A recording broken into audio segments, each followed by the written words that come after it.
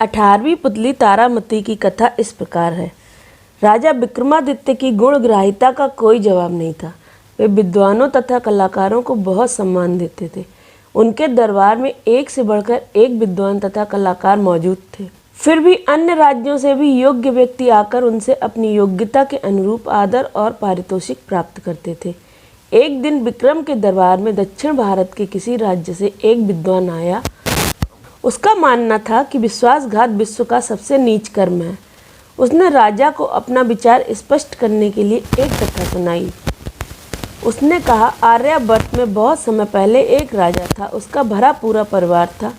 फिर भी 70 वर्ष की आयु में उसने एक रूपवती कन्या से विवाह किया।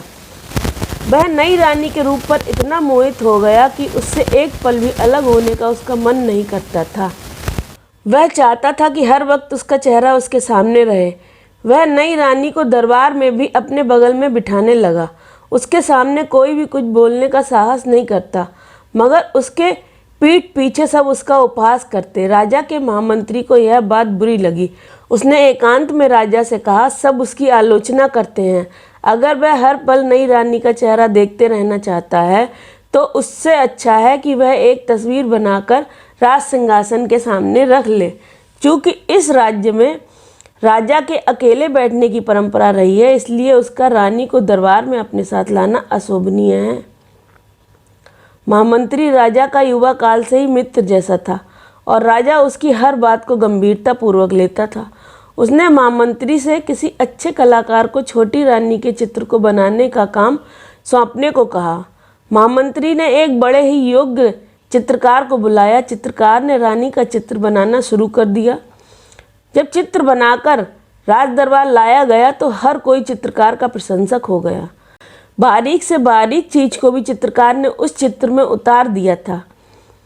चित्र ऐसा जीवित था मानो छोटी रानी किसी भी क्षण बोल पड़ेंगी। राजा को भी चित्र बहुत पसंद आया। तभी उसकी नज़र चित्रकार द्वारा बनाई गई रानी की जंघा पर गई, जिस पर चित्रकार ने बड़ी सफाई से एक तिल दिखा दिया था। राजा को शंका हुई कि रानी के गुप्त अंग भी चित्रकार ने देखे हैं और क्रोधित होकर उसने चित्रकार से सच्चाई बताने को कहा। चित्रकार ने पूरी शालीनता से उसे विश्वास दिलाने की कोशिश की कि प्रकृति ने उसे सूक्ष्म दृष्टि दी है, जिससे उसे छिपी हुई बात भी पता चल जाती है। तिल भी उसी का एक प्रमाण है और उसने तिल को खूबसूरती बढ़ाने के लिए दिखाने की कोशिश की है। राजा को उसकी बात का जरा भी विश्वास नहीं हुआ। उसने जल्लादों को बुलाकर तत्काल घने जंगल में जाकर उसकी गर्दन उड़ा देने का हुक्म दिया तथा कहा कि उसकी आंखें निकालकर दरबार में उसके सामने पेश करे। महामंत्री को पता था कि चित्रकार की बातें सच। उसने रास्ते में उन जल्लादों को धन का लोभ देकर चित्रकार को मुक्त करवा लिया तथा उन्हें किसी हिरण को मारकर उसकी आंखें निकाल लेने को कहा, ताकि राजा को विश्वास हो जाए कि कलाकार को खत्म कर दिया गया है। चित्रकार को लेकर महामंत्री अपने भवन ले आया तथा चित्रकार भेष बदलकर उसी के साथ रहने लगा।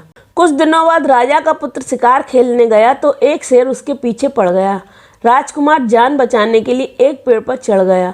तभी उसकी नज़र पेड़ पर पहले से मौजूद एक भालू पर पड़ी। भालू से जब वह भयभीत हुआ तो भालू ने उससे निश्चिंत रहने को कहा। भालू ने कहा कि वह भी उसी की तरह शेर से डरकर पेड़ पर चढ़ा हुआ है और शेर के जाने की प्रतीक्षा कर रहा है। शेर भूखा था और उन दोनों पर आंख जमाकर उस पेड़ के नीचे बैठा था। राजकुमार को बैठे बैठे नींद आने लगी और जगे रहना उसे मुश्किल दिख पड़ा। भालू ने अपनी ओर उसे बुला लिया तथा एक घनी शाखा पर उसे कुछ देर सो लेने को कहा। भालू ने कहा कि जब वह सोकर उठ जाएगा तो वह जागकर रखवाली करेगा और भालू सोएगा। जब राजकुमार सो गया तो शेर ने भालू को फुसलाने की कोशिश की। उसने कहा कि वह और भालू वन्य प्राणी हैं, इसलिए दोनों को एक दूसरे का भला सोचना चाहिए। मनुष्य कभी भी वन्य प्राणियों का दोस्त नहीं हो सकता। उसने भालू से राजकुमार को गिरा देने को कहा, जिससे कि वह उसे अपना ग्रास बना सके, मगर भालू ने उसकी बात नहीं मानी तथा कहा कि वह विश्वासघात नहीं कर सकता। शेर मन महसूस कर रह गया। 4 घंटों की नींद पूरी करने के बाद जब राजकुमार जागा तो भालू की बारी आई और वह सो गया। शेर ने अब राजकुमार को फुसलाने की कोशिश की। उसने कहा कि क्यों वह भालू के लिए दुख भोग रहा है। वह अगर भालू को गिरा देता है तो शेर की भूख मिट जाएगी और वह आराम से राजमहल लौट जाएगा। राजकुमार उसकी बातों में आ गया। उसने धक्का देकर भालू को गिराने की कोशिश की, मगर भालू न जाने कैसे जाग गया और राजकुमार को विश्वासघाती कहकर खूब धिक्कारा। राजकुमार की अंतरात्मा ने उसे इतना कोसा कि वह गूंगा हो गया। जब शेर भूख के मारे जंगल में अन्य शिकार की खोज में निकल गया तो वह राजमहल पहुंचा। किसी को भी उसके गूंगे होने की बात समझ में नहीं आई। कई बड़े वैद्य आए मगर राजकुमार का रोग किसी की समझ में नहीं आया। आखिरकार महामंत्री के घर छिपा हुआ वह कलाकार वैद्य का रूप धरकर राजकुमार के पास आया। उसने गूंगे राजकुमार के चेहरे का भाव पढ़कर सब कुछ जान लिया। उसने राजकुमार को संकेत की भाषा में पूछा कि क्या आत्मगिलानी से पीड़ित होकर वह अपनी वाणी खो चुका है। तो राजकुमार फूट फूट कर रो पड़ा। रोने से उस पर मनोवैज्ञानिक असर पड़ा और उसकी खोई वाणी लौट आई। राजा को बड़ा आश्चर्य हुआ कि उसने राजकुमार के चेहरे को देखकर सच्चाई कैसे जान ली। तो चित्रकार ने जवाब दिया कि जिस तरह कलाकार ने उनकी रानी की जांघ का तिल देख लिया था, राजा तुरंत समझ गया कि वह वही कलाकार था जिसके वध की उसने आज्ञा दी थी। वह चित्रकार से अपनी भूल की माफ़ी मांगने लगा तथा ढेर सारे इनाम देकर उसे सम्मानित किया। उस दक्षिण के विद्वान की कथा से विक्रमादित्य बहुत प्रसन्न हुए तथा उसके पांडित्य का सम्मान करते हुए उन्होंने उसे 1,00,000 स्वर्ण मुद्राएं दी। सिंहासन बत्तीसी की अगली कथा जानने के लिए हमारे चैनल को सब्सक्राइब करें, कहानी को लाइक करें, बेल आइकन का बटन भी हिट करें ताकि आपको नेक्स्ट वीडियो की नोटिफिकेशन मिल सके।